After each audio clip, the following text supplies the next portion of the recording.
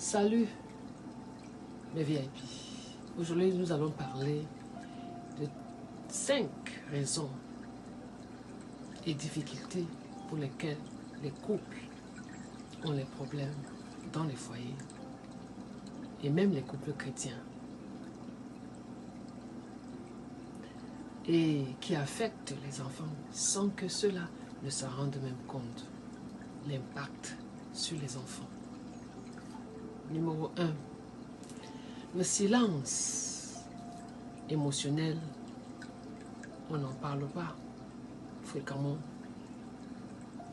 de ce que nous ressentons les uns les autres.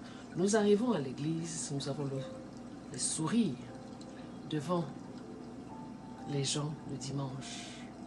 La façade, l'image que l'on montre aux autres. Un sourire hypocrite, alors qu'à l'intérieur de nous, nous avons des conflits dans les foyers.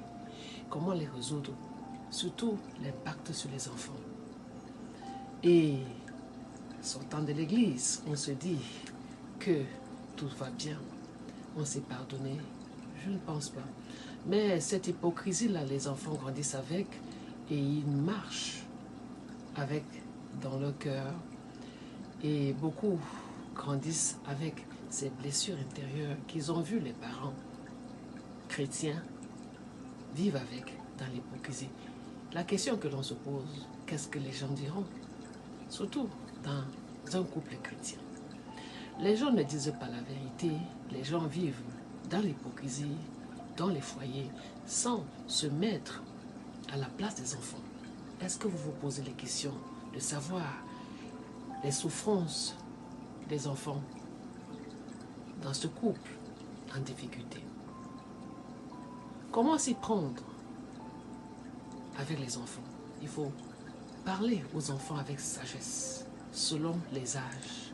À un certain âge, que l'enfant peut comprendre les difficultés dans le foyer.